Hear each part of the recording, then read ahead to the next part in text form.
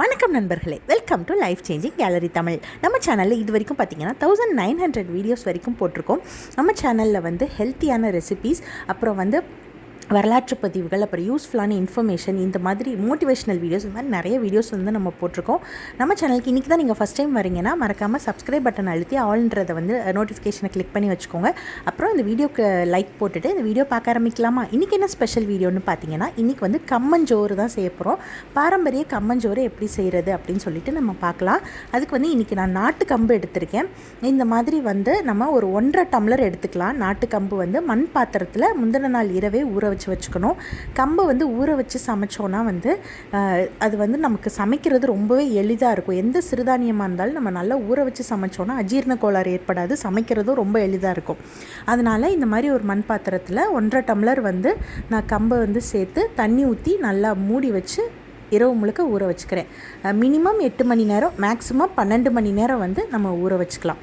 அந்த மாதிரி ஊற வச்சு எடுத்தோன்னா நமக்கு இதில் உள்ள ஹெல்த் பெனிஃபிட்லாம் அப்படியே கிடைக்கும். இப்போ வந்து பார்த்திங்கன்னா கம்புலேயே கொஞ்சம் பெரிய கம்பாக இருக்கும், கொஞ்சம் பெரிய உருட்டாக இருக்கும்.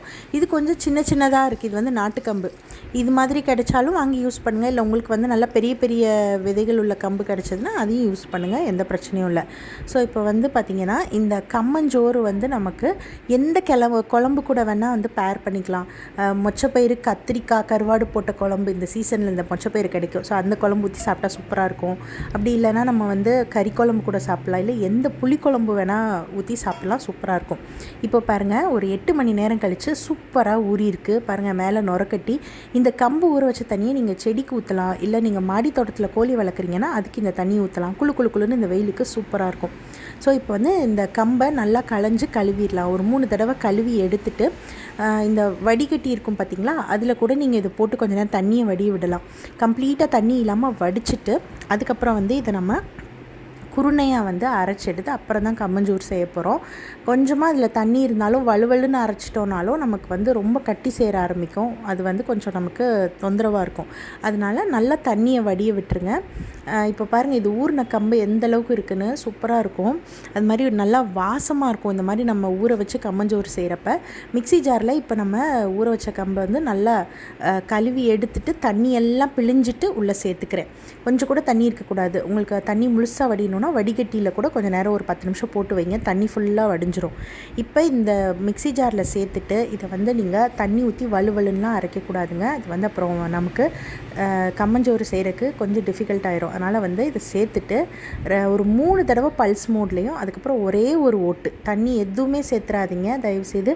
ஒரே ஒரு ஓட்டு அப்படியே ஃபுல்லாக சர்றன்னு ஓட விட்டு அப்படியே நிப்பாட்டிடுங்க. அப்படியே புட்டு பதத்தில் இருக்கணும். இல்லை இந்த தேங்காய் துருவோம்ல அந்த பதத்தில் இருந்தால் போதும். அந்த மாதிரி இருந்துச்சுன்னா நமக்கு வந்து இது கம்மஞ்சோறு செய்கிறதுக்கு ரொம்ப ஈஸியாக இருக்கும். அதாவது முழுசாகவும் இருக்கக்கூடாது. சுற்றி இருக்கிறதெல்லாம் நீட்டாக வலிச்சு விட்டு நல்லா வந்து புட்டு பதத்துக்கு அதை வந்து மிக்ஸி ஜாரில் திரித்து எடுத்துக்கோங்க. இப்போ வந்து ஒரு குக்கரில் வந்து ஒரு 1.5 செம்பு தண்ணி சேர்த்துக்கிறேன். அதாவது ஒரு கப்பு, 1 டம்ளர் கம்புக்கு வந்து 3 டம்ளர் தண்ணி கணக்கு. ஸோ வந்து இந்த மாதிரி நான் வந்து ஒரு 1.5 செம்பு தண்ணி எடுத்துக்கிறேன். தண்ணி எடுத்து நல்லா கொதிக்க விட்டுக்கோங்க. கொதிக்க விட்டு அதில் கல்லுப்பு சேர்த்துக்கலாம். சேர்த்துட்டு இந்த இப்போ நம்ம புட்டு பதத்தில் திரித்து வச்சுருக்கோம்ல கம்பு, பாருங்கள் தண்ணி எதுவுமே சேர்க்கல, ட்ரையாக இருக்குது.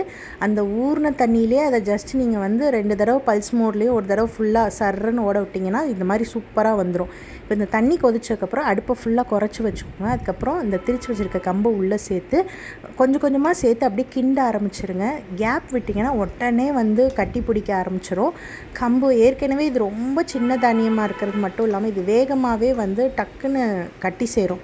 அதனால் வந்து நீங்கள் விஸ்க் வச்சு கிண்டினாலும் சரி, இல்லை இந்த கரண்டியை வந்து நல்லா அடி பாகத்தில் இப்படி வச்சுட்டு நல்லா சர்றன்னு கிண்டிகிட்டே இருக்கணும். நம்ம குக்கரை வந்து பிடிச்சிக்கோங்க மேலே விழுந்துடாமல். ஸோ பிகினர்ஸ்க்கு வந்து அதை சொல்கிறேன். நல்லா பழகினவங்களுக்கு அந்த பிரச்சனை இல்லை. ஸோ இது வந்து நல்லா இப்படி அடிகனமான பாத்திரத்தில் இந்த மாதிரி கம்பஞ்சோறு செஞ்சோம்னா தான் ஈஸியாக இருக்கும். இந்த கரண்டியை வந்து அடியில் வச்சு நல்லா ஒரு 5 நிமிஷம் கிண்டி விடுங்க. மிக்ஸி ஜாரையும் சும்மா கொஞ்சமாக கொஞ்சோண்டு தண்ணி சேர்த்து கலக்கி உள்ளே ஊற்றிக்கலாம். ஊற்றிட்டு இப்போ வந்து குக்கரை மூடி வச்சு கரெக்டாக வந்து ஒரு 2 விசில் விட்டால் போதுங்க. ரொம்ப விசில் விட்டுறாதீங்க. ஏன்னா இது நைட்டெல்லாம் ஊறி இருக்குது. குக் ஆகிறது ரொம்ப ஈஸியாக இருக்கும். நம்ம இதை வேறு வந்துட்டு நல்லா மிக்சியில் திரித்து எடுத்துருக்கோம் பாருங்கள். கட்டி சேர்ந்துட்டே தான் இருக்கும். அதனால் அப்பப்போ அப்படியே கிண்டி விட்டுட்டே இருக்கணும். கரெக்டாக ஒரு 2 விசில் விட்டால் போதும். விட்டுட்டு அப்படியே வந்து மூடி வச்சுருக்கிற அந்த விசில் அப்படியே ஆஃப் ஆகிற வரைக்கும் அப்படியே அடுப்புலேருந்து இறக்கி கீழே வச்சுருங்க. அது அப்படியே அந்த 2 விசில் முழுசாக இறங்கினதுக்கப்புறம் அப்புறம் குக்கரை திறந்து பார்த்திங்கன்னா கொஞ்சம் கொழப்பாக தான் இருக்கும். ஸோ அதை நல்லா வந்து அடியில் எதுவும் கட்டி சேர்ந்துருக்கான்னு செக் பண்ணி பார்த்துட்டு நல்லா கலந்து விட்டுட்டு அப்படியே மூடி வச்சு ஒரு 1/2 மணி நேரம் விட்டிங்கன்னா கெட்டியாக அப்படியே சோறு மாதிரி ஆகிடும். நமக்கு உதிரியாக பொன்னி அரிசி சோறு மாதிரிலாம் இதில் கிடைக்காது, எதிர்பார்த்துறாதீங்க. நல்லா குழைவாக கட்டியாக சோறு மாதிரி தான் கிடைக்கும். இப்போ பாருங்கள் 2 விசிலுக்கு அப்புறம் திறந்து பார்த்தா இது வந்து இந்த அளவுக்கு இருக்குது. ஸோ அடியில் லைட்டாக கட்டி சேர்ந்துருக்கு. ஸோ அதை வந்து நான் நல்லா அப்படியே கலந்து விட்டுட்டேன். எப்படினாலும் கம்பு வந்து கட்டி சேரதாங்க செய்யும், அதனால் லைட்டாக கலந்து விட்டுட்டு இப்போ வந்து இதை அப்படியே மூடி வச்சு 1/2 மணி நேரம் அப்படியே ரெஸ்ட்டில் விட்டுறணும். அப்படியே அந்த குக்கர் மேலே விசில் போட்டாப்பில் அப்படியே மூடி வச்சு விட்டுறணும். விட்டுட்டு 1/2 மணி நேரம் கழித்து திறந்து பார்த்தோம்னா கரெக்டாக அப்படியே சோறு மாதிரி ரெடி ஆயிரும். குழம்பு ஊற்றி இல்லை தயிர் ஊற்றி சாப்பிட்லாம், இல்லை அந்த கம்மஞ்சோறு அப்படியே உருண்டையாக்கி கொஞ்சம் குடிக்கிற தண்ணியில் வந்து போட்டு மண் பாத்திரத்தில் போட்டு மூடி வச்சிடலாம். மதியானம் அப்படியே மோர் கரைச்சி குடிச்சிங்கன்னா வெங்காயத்தை கடிச்சிட்டு சூப்பராக இருக்கும். ஸோ அது வந்து நம்ம விருப்பம் தான், எப்படினாலும் அந்த கம்மஞ்சோரை நம்ம சாப்பிட்டுக்கலாம். இப்போ இதை நல்லா கலந்து விட்டுட்டு பாருங்கள், ஒரு 1/2 மணி நேரம் மூடி வச்சுட்டு பார்த்தா நல்லா இப்படி கட்டி சேர்ந்துடும். இன்னும் கூட நேரம் ஆக இது வந்து நல்லா கட்டி சேரும். எனக்கு வந்து நேரம் ஆயிடுச்சுன்றனால எடுத்துட்டேன். இந்தளவுக்கு கட்டி சேர்ந்துருக்கு. இப்போ இதில் தயிர் சேர்த்துட்டு அப்புறம் வந்து ஒரு துவையல் பார்த்துடலாம். இதுக்கு வந்து ஒரு ஆப்டான துவையல் ரெசிபி சுருக்குன்னு இருக்கும், பார்க்கலாம்.